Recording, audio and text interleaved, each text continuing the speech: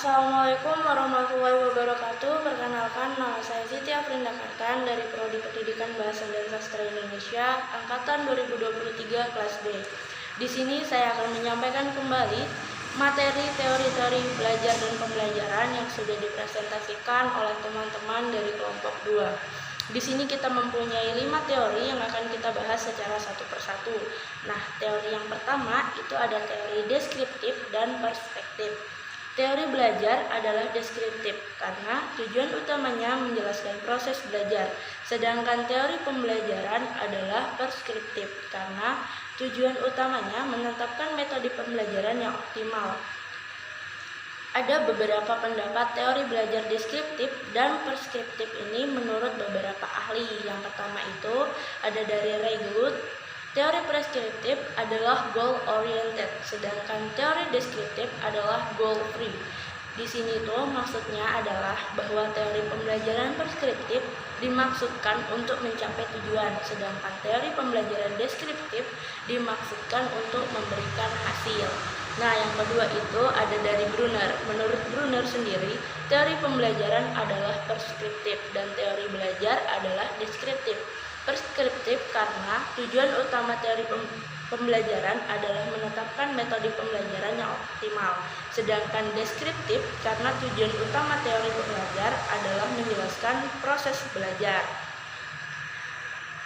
Yang kedua itu ada teori belajar behavioristik. Teori belajar behavioristik adalah sebuah teori yang dicetuskan oleh Gardner dan Berliner tentang sebuah perubahan tingkah laku sebagai hasil dari pengalaman.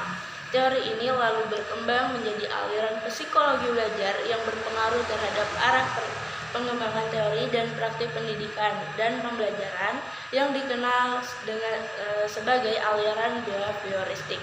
Teori ini menekankan evaluasi pada kemampuan siswa secara individual.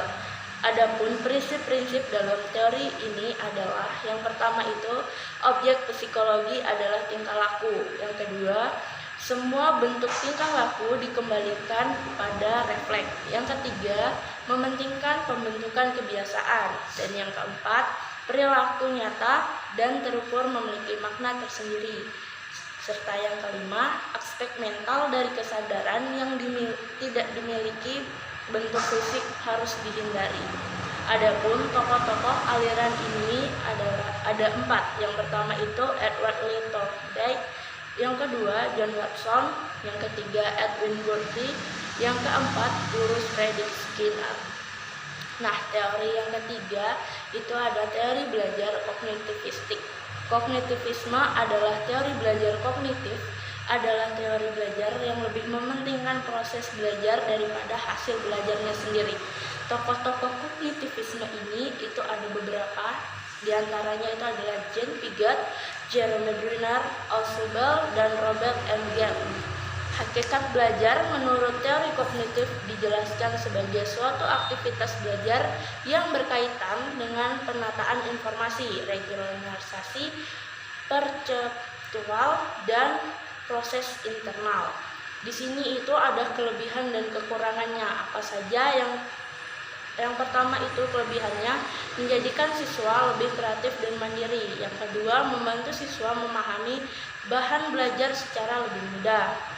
Nah, ada juga kekurangannya. Yang pertama itu teori tidak menyeluruh untuk semua tingkat pendidikan, sulit dipraktikkan, khususnya di tingkat lanjut. Yang kedua, beberapa prinsip seperti inteligensi sulit dipahami dan pemahamannya masih belum tuntas. Masuk yang teori keempat yaitu teori belajar humanistik.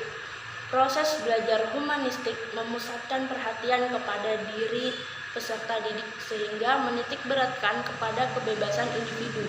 Kognitif adalah aspek penguasaan ilmu pengetahuan, sedangkan efektif adalah aspek sikap yang keduanya perlu dikembangkan dalam membangun individu.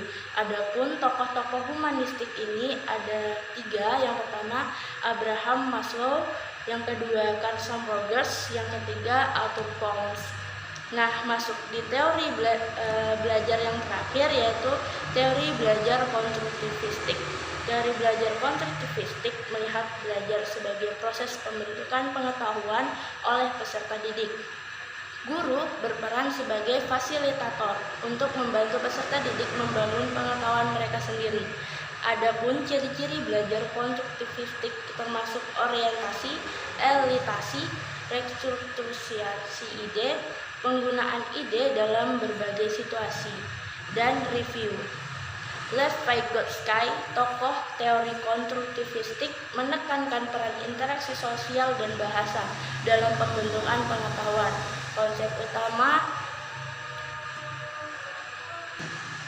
Konsep utama dalam teorinya termasuk hukum genetik tentang perkembangan, zona perkembangan proksimal, dan mediasi. Prinsip-prinsip utama teori belajar konstruktivistik yang banyak digunakan dalam pendidikan itu adalah: yang pertama, pengetahuan dibangun oleh peserta didik secara aktif. Yang kedua, tekanan proses belajar mengajar terletak pada peserta didik. Yang ketiga, mengajar adalah membantu peserta didik. Yang keempat, tekanan dalam proses belajar dan bukan hasil belajar. Yang kelima, kurikulum menekankan pada partisipasi peserta didik. Dan yang terakhir, guru sebagai fasilitator. Nah, mungkin sekian yang dapat saya sampaikan kembali mengenai teori-teori belajar dan pembelajaran yang sudah dipresentasikan oleh teman-teman dari kelompok 2. Sekian, wassalamualaikum warahmatullahi wabarakatuh.